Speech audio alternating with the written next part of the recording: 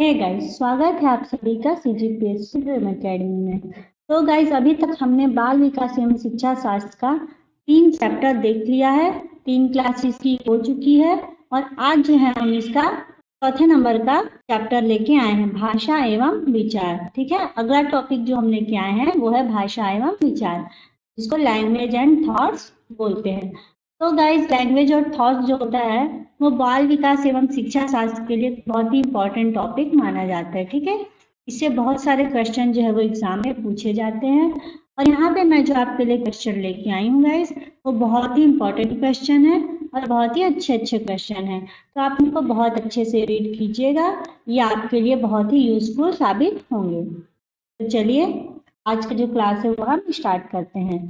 देखिए, पहला क्वेश्चन है, सामान्य लोग भाषा को केवल खाली स्थान के माध्यम के रूप में पहचानते हैं। ठीक है, जो सामान्य लोग होते हैं, तो सामान्य लोग जो भाषा को किस माध्यम के रूप में पहचानते हैं, वो हो जाएगा आपका संप्रेषण के माध्यम के रूप में। ठीक है, संप्रेषण मतलब कम्युनिकेशन। ठीक है, कम्युनिकेशन क्या होती है, तो दो या दो से अधिक व्यक्ति जो है वो अपने विचारों को किसी माध्यम से दूसरे व्यक्ति तक पहुंचाते हैं। ठीक है, माध्यम क्या हो सकता है, तो देखिए मौखिक भी हो सकता है, ठीक है, लिखित भी हो सकता है और सांकेतिक भी हो सकता है। ठीक है, सांकेतिक भी हो सकता है।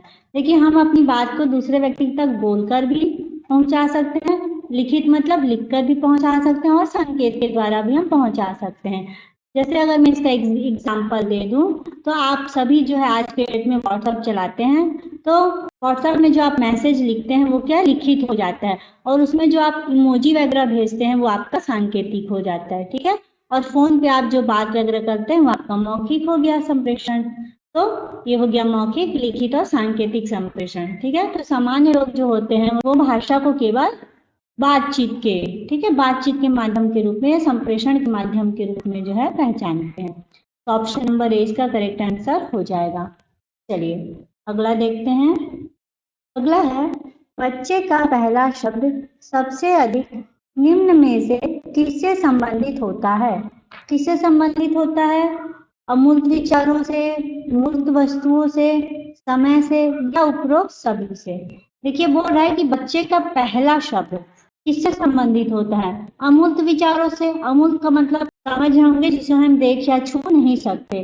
तो जो पहला शब्द है वो जिसे जानता नहीं है, देख नहीं सकता, छू नहीं सकता, उससे तो उसके विचार नहीं संबंधित हो सकते। ठीक है, दूसरा क्या, मूर्त वस्तुओं से। मूर्त वस्तुएं मतलब जिसे वो देख और छू सकता है।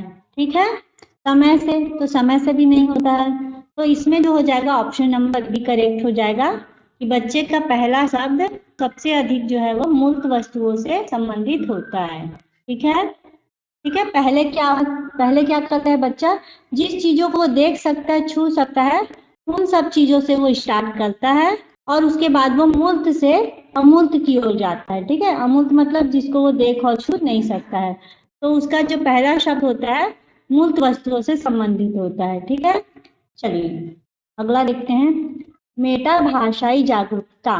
मेटा भाषाई जागरूकता सोचने की क्षमता है, भाषा के बारे में सोचने और बात करने की क्षमता, भाषा के बारे में निखरने की क्षमता, अन्य दृश्यक चिन्हों से लिखने की योग्यता है। तो क्या है मेटा भाषाई जागरूकता? तो देखिए ये हो जाएगा ऑप्शन नंबर बी, भाषा के बारे में सोचने और बात करने की क्षमता है। ठीक है, क्या है मेटा भाषाई जागरूकता? भाषा के बारे में सोचने और बात करने की क्षमता। ठीक है, चलिए आगे देखते हैं। प्रथम पीढ़ी के शिक्षार्थी सबसे अधिक कठिनाई महसूस करते हैं।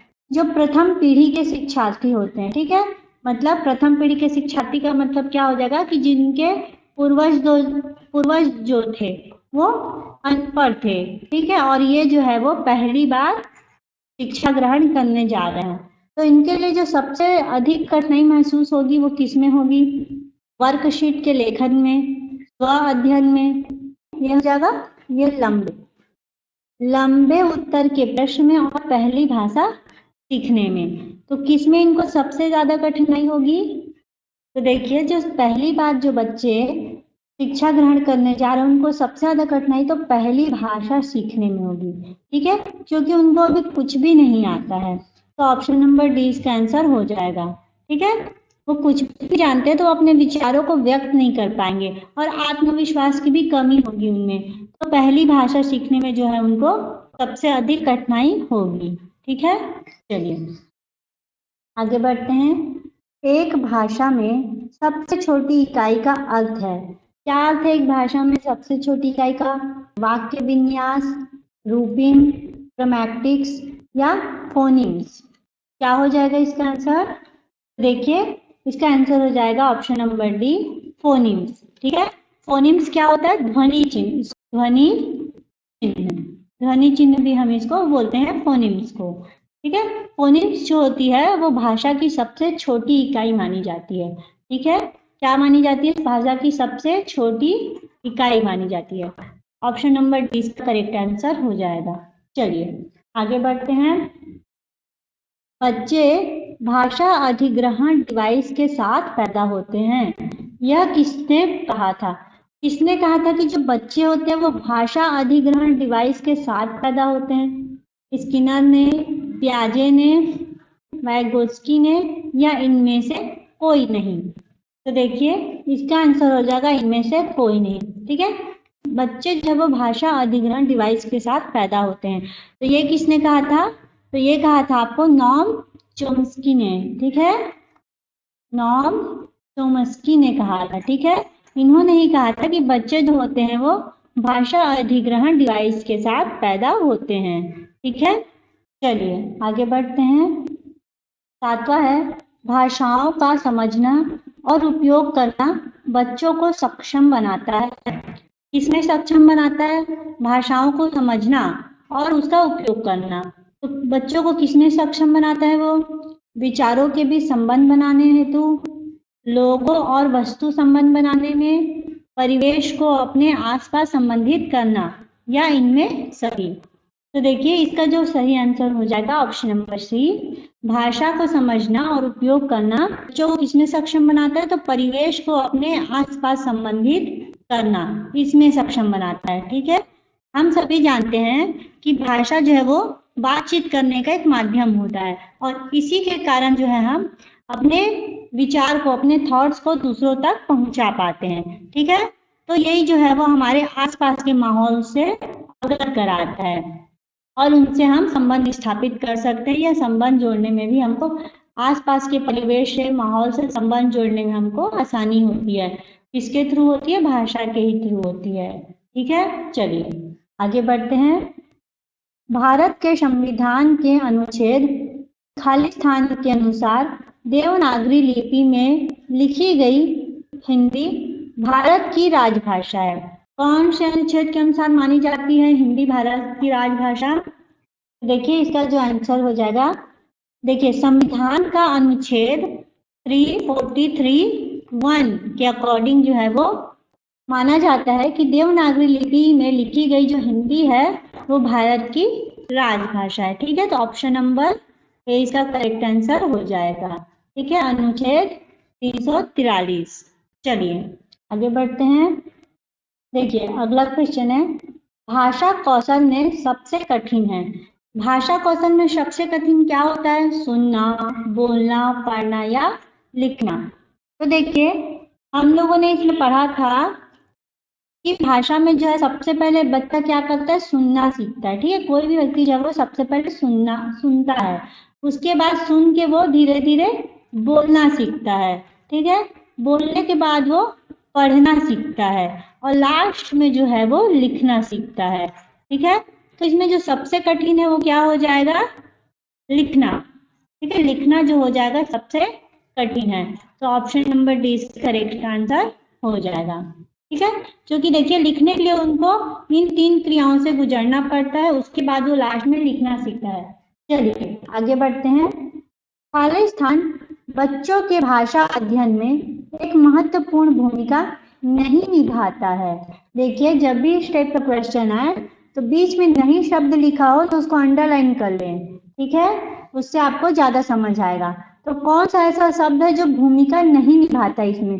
कई बार क्या होता है कि जो निभाता है हम उसी को टिक करके आ जाते हैं। ठीक है, चलिए तो देखिए, ध्वनि संयोजन के लिए अध्ययन नियम, संवाद मूलक पैटर्न के लिए अध्ययन नियम, वयस्क भाषण की नकल और वाक्य संरचना के लिए अध्ययन नियम। तो इसमें जो भूमिका नहीं निभाता है वो है ऑप्शन नंबर सी। बाकी जो 3 है वो भूमिका निभाते हैं, लेकिन जो सी नंबर है वो भूमिका नहीं निभा रहा है। क्यों? क्योंकि देखिए, नॉम चॉम्स्की बोलते थे कि बालक जो होता है वो केवल अनुसरण करके ही भाषा को नहीं सीख सकता है। क्यों नहीं सीख सकता? क्योंकि आपने एक दिन उसको किसी का भाषण सुना दिया, किसी चीजों को सिखा दिया, तो क्या वो एक दिन में सीख जाएगा भाषा को? नहीं, उसके लिए उसको ध्वनि संयोजन का अध्ययन करना पड़ेगा। ठीक है, उसके बाद संवाद मूलक पैटर्न का अध्ययन करना पड़ेगा, फिर वाक्य संरचना का अध्ययन करना पड़ेगा। तो ऑप्शन नंबर सी इसका करेक्ट आंसर हो जाएगा। चलिए आगे बढ़ते हैं। कोई जानकारी पाने के लिए त्वरित पढ़ने को कहा जाता है। क्या कहा जाता है? अगर कोई जानकारी पाने के लिए त्वरित पढ़ने को क्या कहा जाता है? फ्लेमिंग, तेज पढ़ना, स्कैनिंग या मूक पढ़ना। ठीक है, तो क्या बोलेंगे हम इसको? तो इसको हम बोलेंगे स्कैनिंग। ऑप्शन नंबर सी इसका करेक्ट आंसर हो जाएगा। स्कैनिंग, हम बोलते हैं ना कि इसकी स्कैन करने की क्षमता जो है वो बहुत ज्यादा अच्छी है किसी की, तो त्वरित पढ़ने के लिए। ठीक है, स्कैन करना आना चाहिए अच्छे से, जितना जल्दी वो स्कैन कर पाएगा चीजों को उतना जल्दी वो पढ़ पाएगा। तो चलिए आगे बढ़ते हैं। अगला क्वेश्चन है, व्याकरण पढ़ना महत्वपूर्ण क्यों है? ठीक है, ये पढ़ना होता है। व्याकरण पढ़ना महत्वपूर्ण क्यों है? क्यों पढ़ते हैं हम व्याकरण को? आपने देखा होगा कि पहली कक्षा से ही हम लोग जो है वो पहली दूसरी कक्षा से हिंदी व्याकरण का एक बुक आ जाता है, तो व्याकरण पढ़ते हैं हम लोग उसमें। तो क्यों जरूरी है? शुद्धता के लिए, प्रवाह के लिए, पढ़ने लिखने की योग्यता के लिए, या संख्यात्मक कार्यों को करने के लिए। ठीक है, करने हेतु हो जाएगा। तो देखिए, आपने देखा होगा व्याकरण के माध्यम से ही हम जो है वो शब्दों की शुद्धता को सीखते हैं। ठीक है, शब्दों की शुद्धता मतलब शब्दों को सही तरीके से लिखना पढ़ना सीखते हैं। ठीक है, जैसे अगर मैं बोलूं कि बालक स्कूल जाती है, तो क्या ये सही होगा? क्या नहीं, ये गलत है। तो इसकी पहचान हमको किससे होती है? व्याकरण से ही होती है। यहाँ पे क्या हो जाएगा सही शब्द? कि बालक स्कूल जाता है। ठीक है, तो ये व्याकरण के माध्यम से ही हम जो है वो सीखते हैं कि शब्दों की जो शुद्धता है, सही तरीका है लिखने पढ़ने का, वो क्या है। तो ऑप्शन नंबर ए इसका करेक्ट आंसर हो जाएगा। आगे बढ़ते हैं। भाषाविदों के लिए निम्नलिखित में से कौन सा सर्वाधिक महत्वपूर्ण है? क्या सर्वाधिक, सबसे अधिक महत्वपूर्ण क्या है इनमें से? शब्द और वाक्य, ध्वनि प्रणाली और वाक्य, शब्दकोश और व्याकरण, ध्वनि प्रणाली और व्याकरण, क्या इनमें से इंपॉर्टेंट है? तो देखिए, इसका जो सही आंसर हो जाएगा ऑप्शन नंबर सी, शब्दकोश और व्याकरण। ठीक है, जो भाषाविद होते हैं वो व्याकरण और शब्दकोश को संसाधन के रूप में देखते हैं। ठीक है, तो ये जो है वो सर्वाधिक महत्वपूर्ण हो जाएगा। चलिए आगे बढ़ते हैं। शिक्षक छात्रों को कौन सा गुण सिखाना चाहते हैं? ठीक है, ये सिखाना हो जाएगा, यहाँ पे हो जाएगा आपका सिखाना चाहते हैं। ठीक है, शिक्षक छात्रों को कौन सा गुण सिखाना चाहते हैं?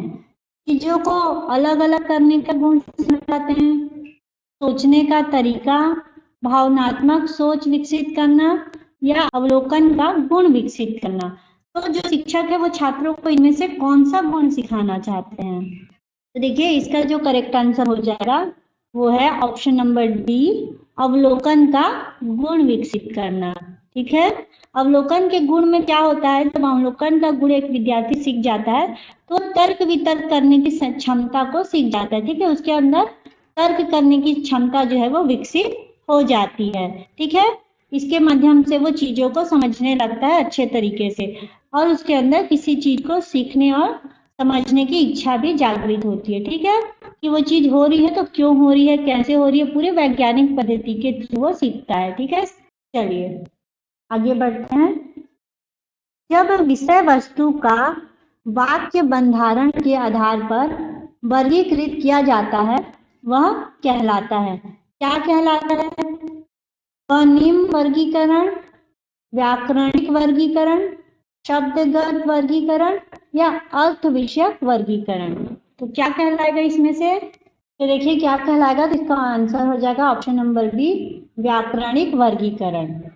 ठीक है, तो व्याकरण देखिए, व्याकरण में हमको बहुत सारी चीजें जो है वो सिखाई जाती है। व्याकरण में हम उसके बारे में, वाक्य के बारे में सीखते हैं, ठीक है, पद के बारे में सीखते हैं, रचना के बारे में सीखते हैं, ठीक है, वर्ण की जो प्रकृति है, वर्ण की प्रकृति क्या है, वर्ण की प्रकृति के बारे में सीखते हैं, और उसका प्रयोग कैसे करना है, इन सब चीजों को जो है वो हम यहाँ पे सीखते हैं।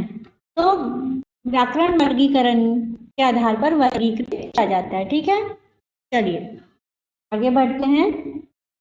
एक बालक खालिस्तान की आयु में अपनी भाषा विकसित करता है जो एक भाषा के उपर्युक्त शब्दों और व्याकरण के सही नियमों से मिलती है।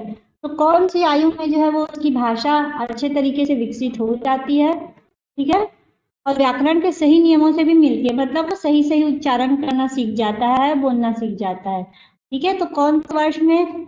4 वर्ष में, 6 वर्ष में, 5 वर्ष में या 7 वर्ष में?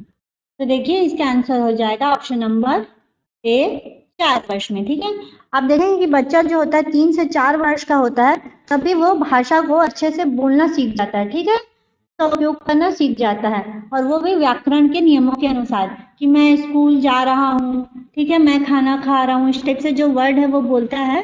ठीक है, तो कौन सी वर्ष में? 4 वर्ष की आयु में। आपने देखा होगा 3 से 4 वर्ष की आयु में जो बच्चा है वो भाषा को एक अच्छे तरीके से, अच्छे ढंग से बोलना सीख जाता है। उसके अंदर जो है वो बहुत ही कम समय में नए नए वाक्यों को समझने और उत्पन्न करने की क्षमता आ जाती है। चलिए आगे बढ़ते हैं। कोई छात्र बोलने की कला कैसे सीखता है? कोई छात्र है वो कैसे सीखेगा बोलने की कला को? कठिन पाठ्य सामग्रियों को पढ़कर सीखेगा? क्या हम किसी पाठ्य सामग्री की कठिन बुक को पढ़ लेंगे तो हमको बोलने की कला आ जाएगी? ये तो बिल्कुल भी गलत है, नहीं आएगी। जीवन की वास्तविकताओं पर चर्चा करके, शिक्षक द्वारा उपलब्ध कराए गए पाठ्य सामग्रियों को पढ़कर।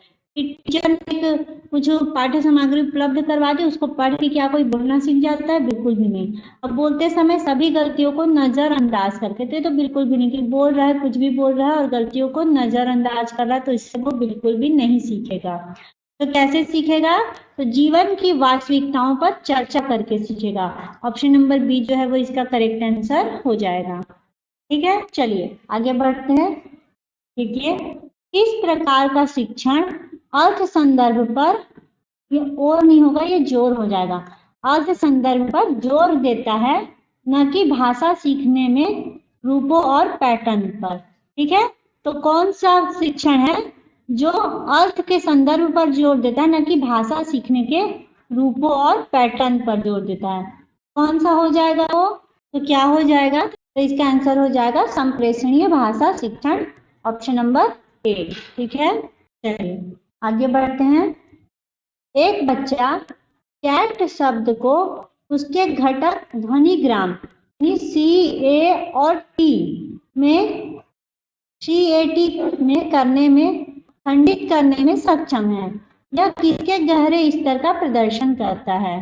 तो देखिए इसमें क्या हो रहा है कि एक कोई बच्चा, उसको हमने बोल दिया CAT कैट, तो वो उस कैट शब्द को खंडित कर घटक, उसके घटक में मतलब तोड़ना सीख जाता है। CAT कैट मतलब इसमें C आ रहा है, A और T अलग अलग तोड़ना सीख जाता है। ठीक है, तो वो किसके गहरे स्तर का प्रदर्शन करता है? कौन सा प्रदर्शन कर रहा है? ध्वनि जागरूकता, प्रिंट कार्य, विलोपन, या इनमें से कोई नहीं। ठीक है, तो इसका आंसर हो जाएगा ऑप्शन नंबर ए, ध्वनि जागरूकता।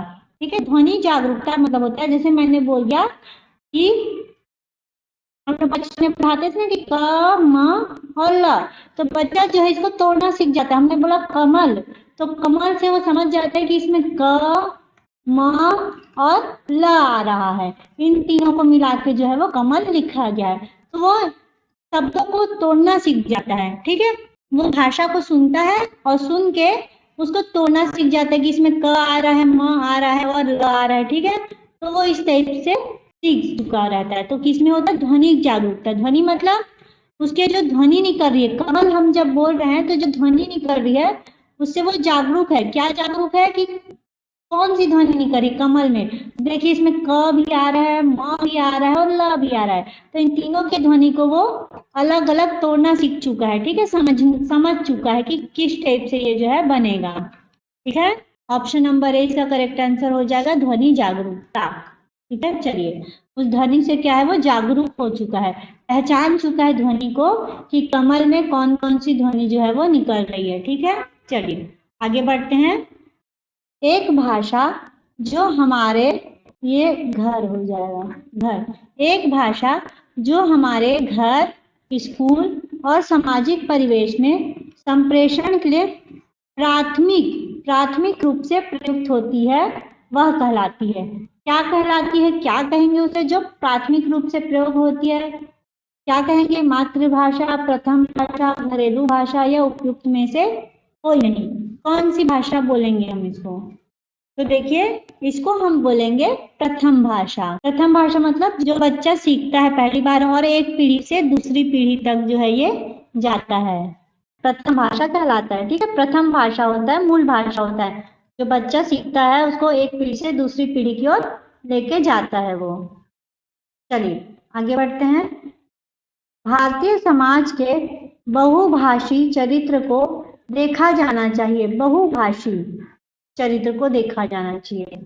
किस रूप में देखा जाना चाहिए? तो इसका जो सही आंसर हो जाएगा ऑप्शन नंबर बी, विद्यालय जीवन के संवर्धन के रूप में। ठीक है, चलिए आगे बढ़ते हैं। अगला क्वेश्चन है, बोधगम्य टेक्स्ट पढ़ने का एक अच्छा तरीका क्या है? क्या है अच्छा तरीका? बोधगम्य मतलब कॉम्प्रिहेंशन। ठीक है, कॉम्प्रिहेंशन पढ़ने का एक अच्छा तरीका क्या हो सकता है? तो इसका हो जाएगा ऑप्शन नंबर डी, टेक्स्ट का जांच कर उसकी व्याख्या एवं मूल्यांकन करना। ठीक है, क्या हो जाएगा? ये मूल्यांकन हो जाएगा। ठीक है, मूल्यांकन करना। चलिए आगे बढ़ते हैं।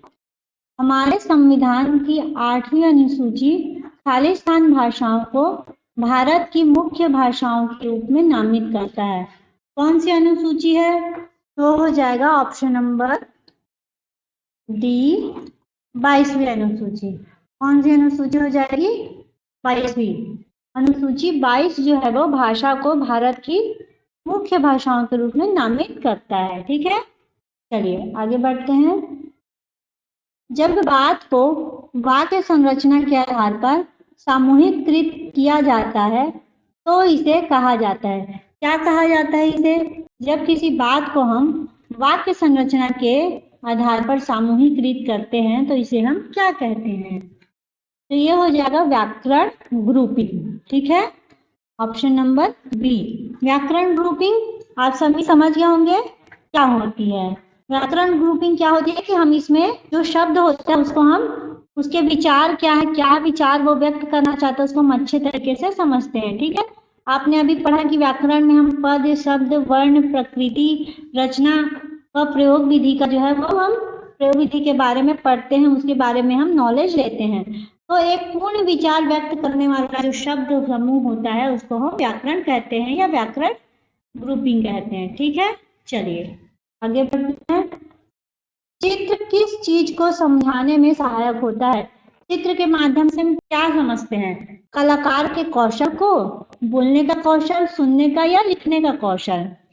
तो देखिए इसका जो आंसर हो जाएगा ऑप्शन नंबर ए, कलाकार के कौशल को। ठीक है, चित्र के माध्यम से हम कलाकार की अभिव्यक्ति को समझते हैं। अभिव्यक्ति मतलब उसके मन, वो कहना क्या चाहता है। ठीक है, मान लीजिए उसने यहाँ पे एक पतंग बना दी, ठीक है, और उसको एक यहाँ पे बच्चा बना दिया जो उसको उड़ा रहा है।